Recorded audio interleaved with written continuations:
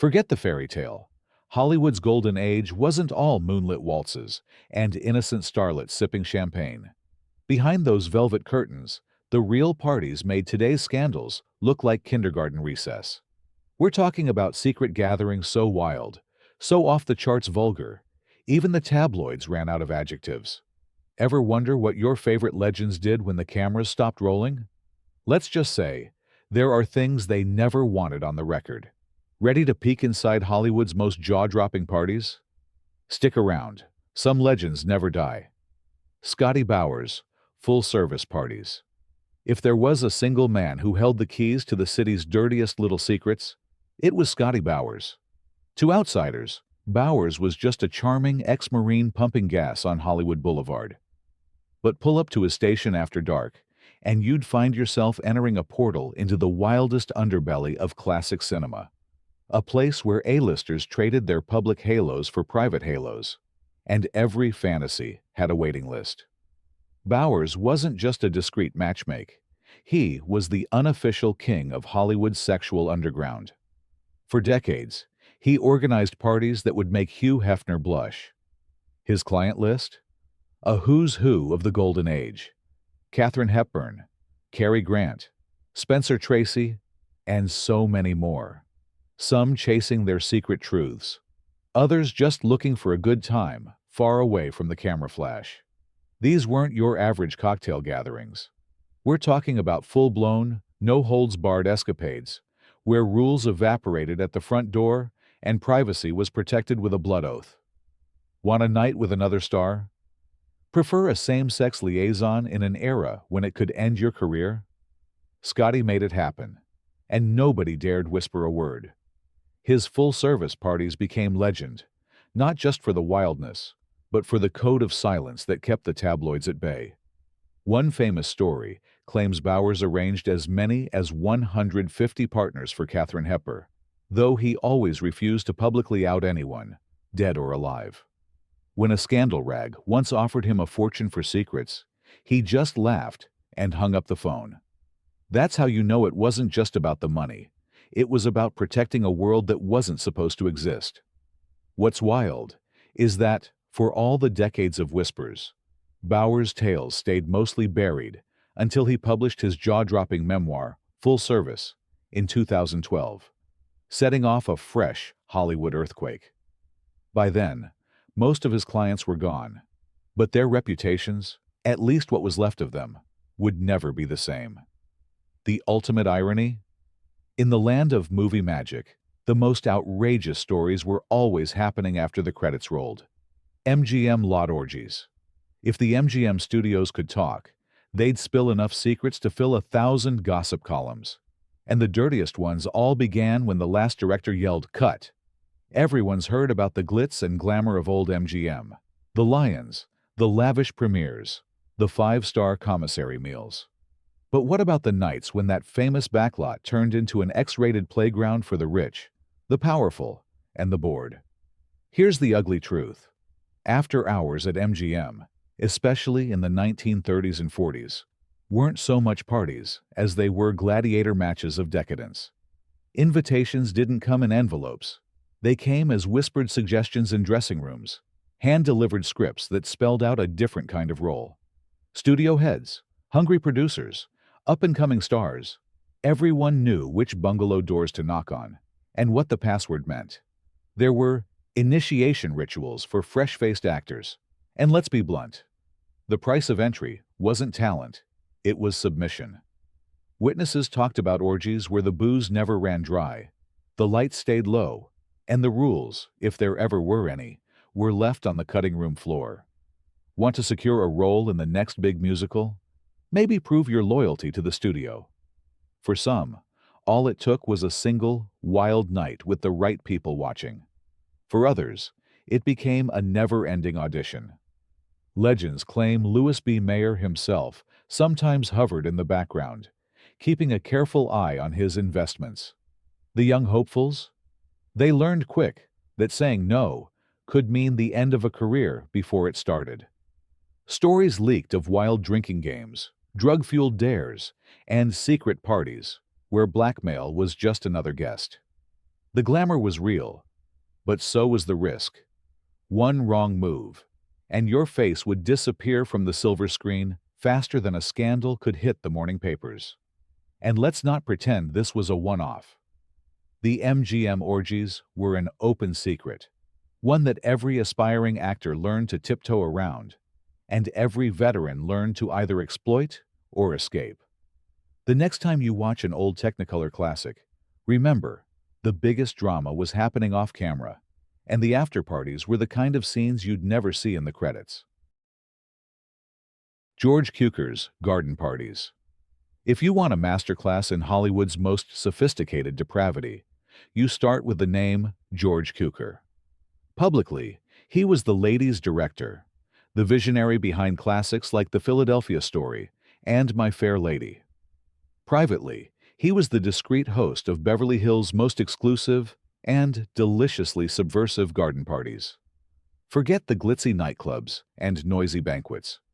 Cukor's sprawling estate became the ultimate sanctuary for stars, living double lives in a world that demanded perfection and punished difference. In the coded language of old Hollywood, a garden party at Cukor's house meant you'd cross the velvet rope into a parallel universe. For the city's closeted royalty, actors, writers, directors, and the odd socialite, Cukor's lawn was Switzerland, safe, neutral, and strictly off the record. Here, screen legends could drop their public personas like unwanted props. Rock Hudson, Montgomery Clift, and even Katharine Hepburn were rumored to attend, mingling with young hopefuls and behind-the-scenes power brokers. But make no mistake, these weren't mild-mannered teas or staid cocktail hours. The drinks flowed, the music thumped, and by midnight, the boundaries that ruled Hollywood's daylight world evaporated in a cloud of laughter, gossip, and barely veiled desire. Costumes were optional. Gender roles were not just bent, they were shredded. If someone felt like showing up in drag or skinny dipping in the moonlight, nobody batted an eye. Cukor's parties were a living act of resistance against a system built on secrets and surveillance. And let's talk about the guest list. It was an honor to be invited, but also a risk. Hollywood's rumor mill spun fast, and being spotted at Cukor's could fuel speculation and, for some, career-ending whispers.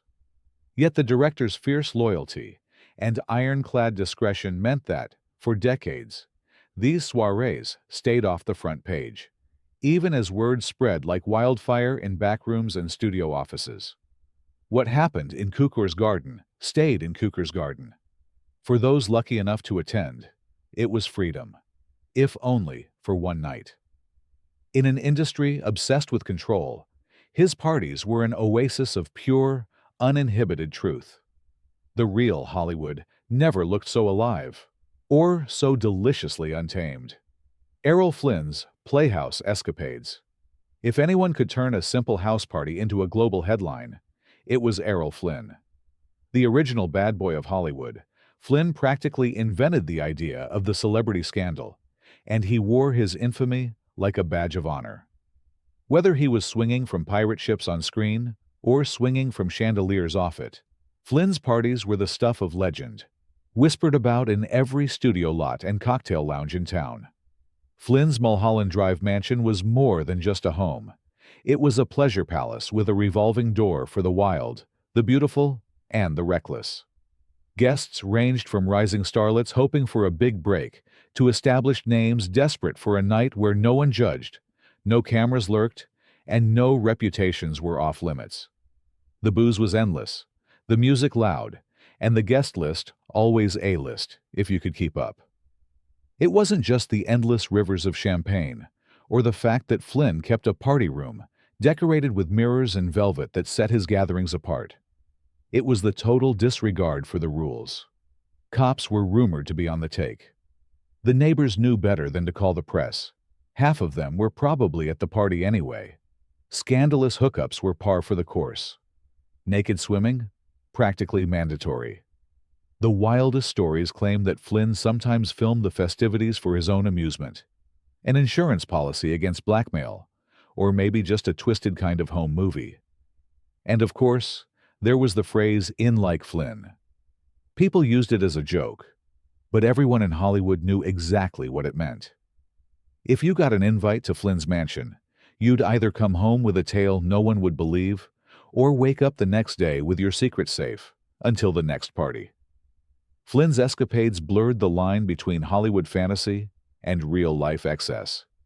In an era obsessed with appearances, he embraced chaos and called it living.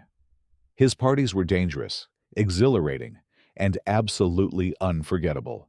A living monument to Hollywood's hunger for pleasure at any price. If you ever wondered what decadent really looks like, Errol Flynn wrote the definition in champagne and lipstick. The Chateau Marmmont Scandal Suites. Some hotels claim to have seen it all, but the Chateau Marmmont actually did, and then some. Perched above the Sunset Strip, this iconic Gothic fortress became the go-to hideaway for Hollywood's most infamous after-dark debauchery. The Chateau wasn't just a hotel.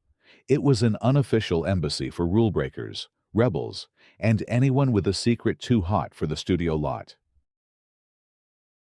From the 1930s through the swinging 60s, the Marmont's thick walls absorbed more secrets than all the town's gossip columnists combined.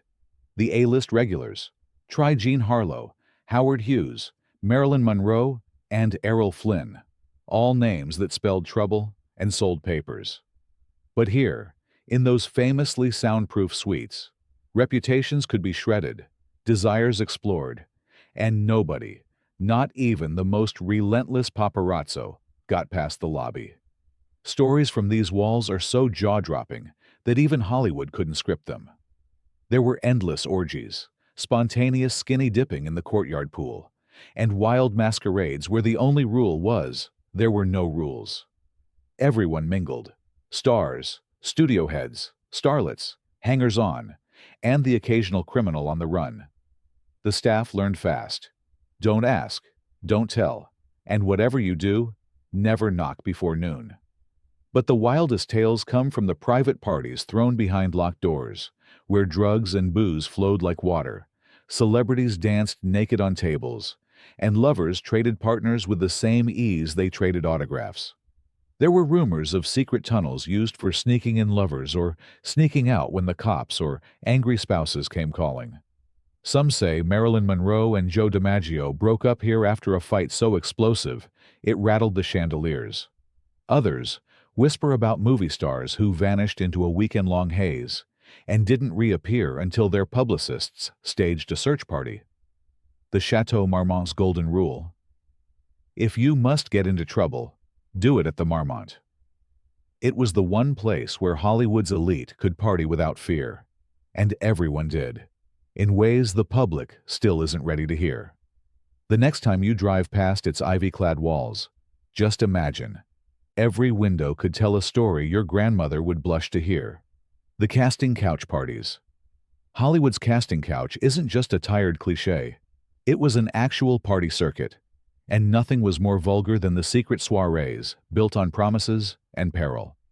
Picture this: a lush Beverly Hills mansion, lights dimmed, music pulsing, and a parade of fresh-faced talent nervously sipping cocktails as studio moguls, directors, and producers auditioned them in the most twisted sense.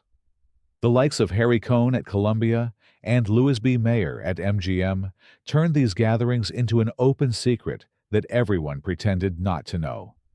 Newcomers, hoping for a walk-on role, or maybe their big break, were invited under the pretense of industry networking. In reality, they walked into an atmosphere thick with predatory stares and silent deals. Some even joked that the most important thing you could bring to a Hollywood party was your dignity, and you'd likely leave without it. These casting couch parties were less about socializing and more about control.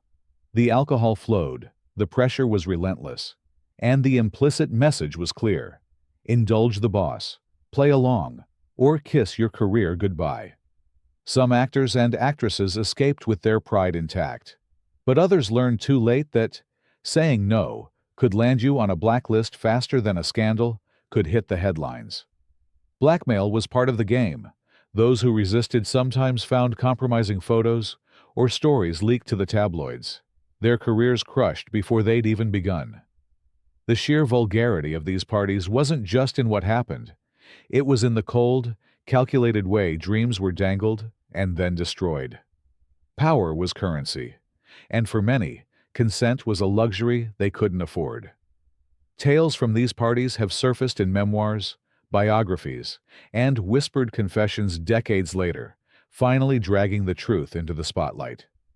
But back then, the studio heads were untouchable, and the victims had nowhere to turn except to each other in the shadows.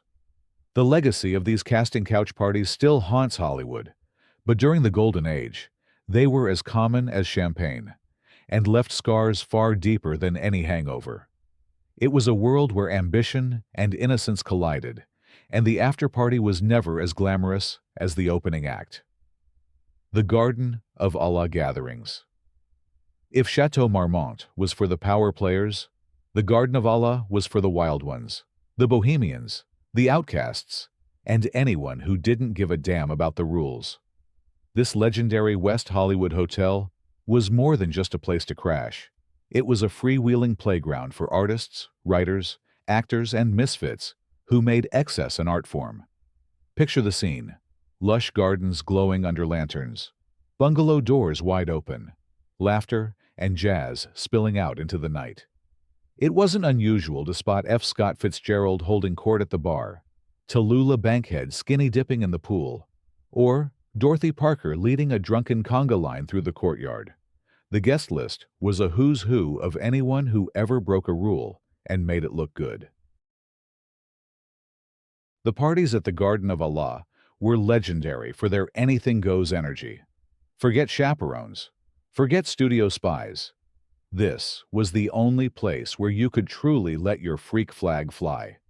Here, Hollywood's biggest names mingled with hopefuls, radicals, and scandal magnets.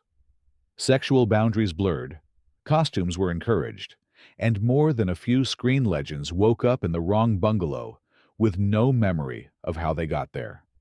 No story about the garden is complete without a nod to the notorious pool parties, clothing optional, inhibitions discarded at the door. Some say the pool was never properly chlorinated, but no one cared. The real danger was getting caught in a love triangle, or worse, on the losing end of Dorothy Parker's wit.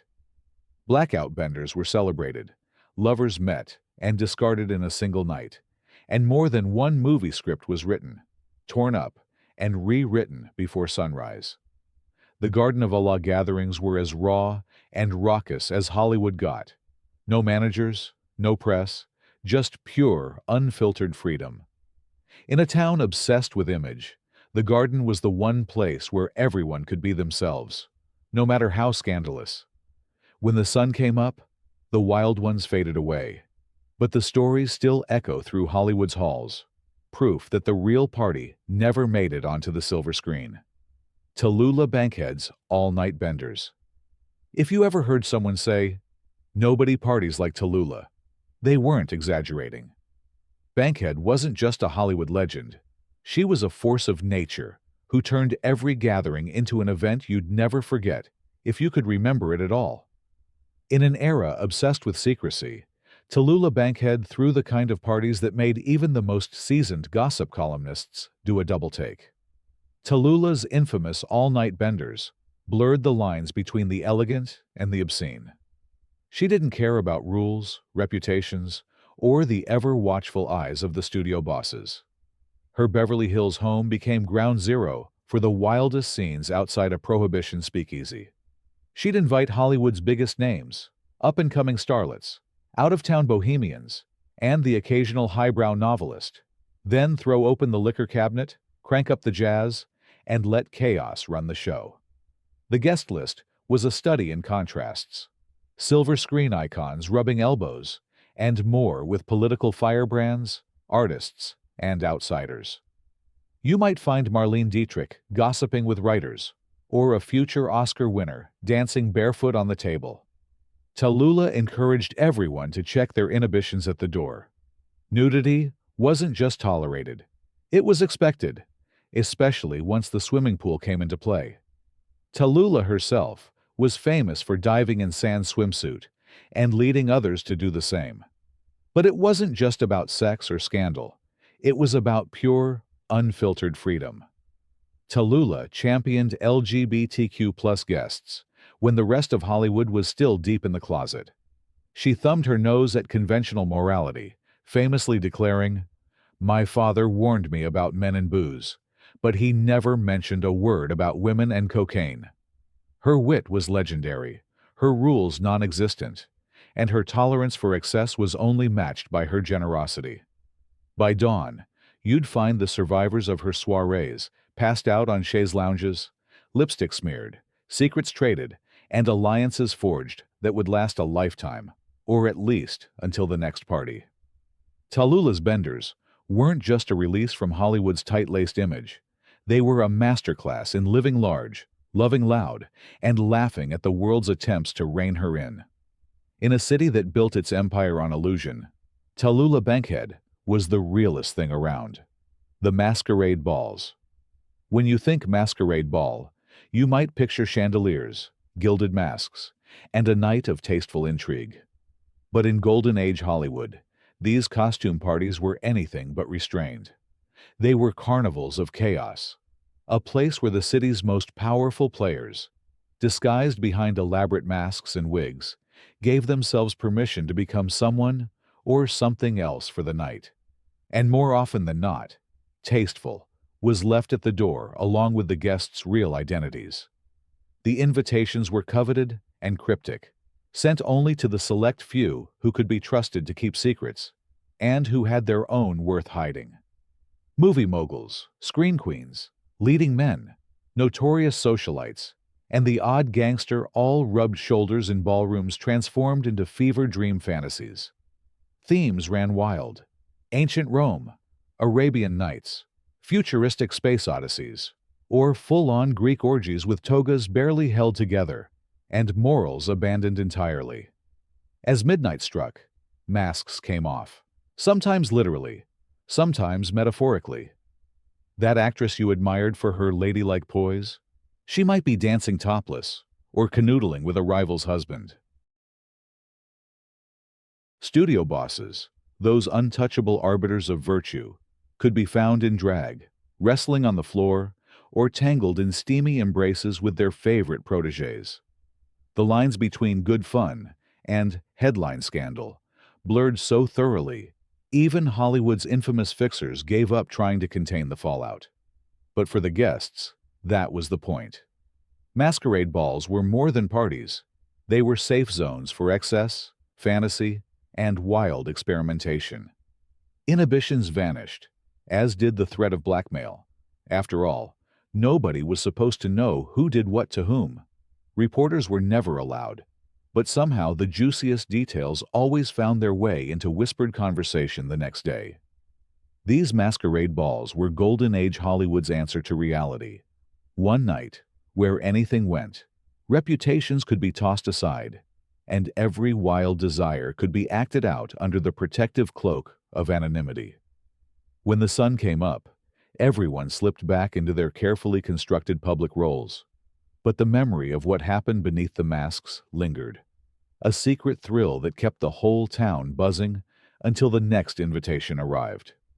Joan Crawford's secret soirees. You didn't climb Hollywood's ruthless social ladder without learning how to play both sides of the velvet rope, and no one mastered that double game quite like Joan Crawford. To the public, Crawford was the definition of ambition, her cheekbones sharp enough to cut glass, her image controlled to the last eyelash. But behind the locked doors of her opulent homes, she flipped the script and hosted parties that would have made the Hays Code weep. Crawford's secret soirees weren't just legendary for their luxury, they were infamous for their utter lack of restraint. These weren't the stiff, studio-arranged dinner parties where everyone performed their best version of normal. Joan assembled Hollywood royalty, notorious playboys, a few dangerously charming underworld types, and the odd studio exec, then set them loose with top-shelf liquor and an open invitation to forget every rule they'd ever learned. Strip poker wasn't just an icebreaker, it was practically the opening act. Guests traded barbed jokes and scandalous dares as easily as they traded clothes, and by midnight, even the most uptight stars were likely to be down to their last secret or their last stitch. Crawford, always the ringleader, thrived in the chaos. She loved to watch the facades drop, and she wasn't above stirring the pot herself, instigating outrageous games or egging on a romantic tryst that was sure to make the morning papers. If only the walls could talk. But Joan's parties weren't just wild for the sake of shock. In a world obsessed with image, her gatherings were a twisted kind of safe space, a place where the biggest names in the business could let down their guard, indulge their vices, and know that what happened after midnight stayed strictly off the record. Everyone knew the price of betrayal was exile from Hollywood's inner circle. That fear, and Joan's own iron will, kept lips sealed and the party roaring into the early hours. Even now, whispers about Crawford's late-night antics add another layer to her legend. Was she the cruel perfectionist the tabloids described, or the life of the party, making space for her friends to finally be themselves? The truth, as always in Hollywood, was far more complicated and a whole lot more fun. So next time someone sighs over the glamour of old Hollywood, just remember, beneath the diamonds and spotlights, the real action happened behind closed doors, where the stars could finally cut loose. These weren't just parties. They were battlegrounds for freedom, power, and the wildest parts of the human heart. Which story shocked you most? Drop your favorite in the comments. Hit subscribe if you want more untold Hollywood madness. And share this with someone who still believes the fairy tale. After all, some legends only get wilder with time.